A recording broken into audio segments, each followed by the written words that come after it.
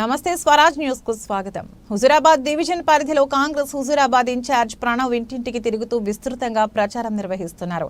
Parliament అభ్యర్థి వెలిచాల రాజేంద్రరావు గెలిపే లక్ష్యంగా ప్రచారం నిర్వహిస్తున్న ప్రణవ్ ఓటర్లను ఆకర్షించే పనిలో పడ్డారు.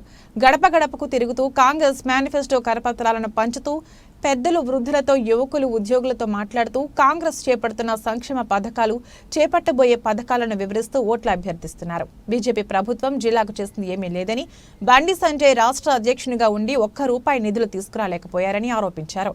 బీఆర్ఎస్ ప్రభుత్వం అవినీతిలో కూరుకుపోయి రాష్ట్రాన్ని అప్పుల పాలు చేస్తుందని, ఆ రెండింటినీ ఓటు వేయకుండా బుద్ధి చెబుతూ కాంగ్రెస్ అభ్యర్థి గెలుపుకు ఓటర్లు బ్రహ్మరథం పట్టాలని పిలుపునిచ్చారు.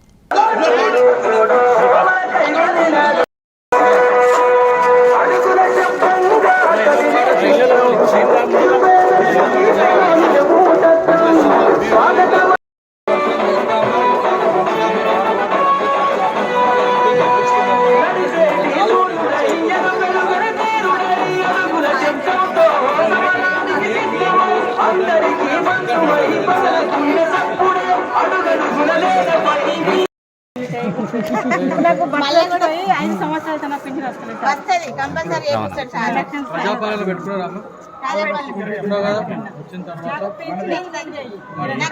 ఆగస్టులో వస్తాయి. మీరు అట్లా అనకుల్లమ్మా, పెద్దోళ్ళు వస్తాయి. పేరు రాసుకో.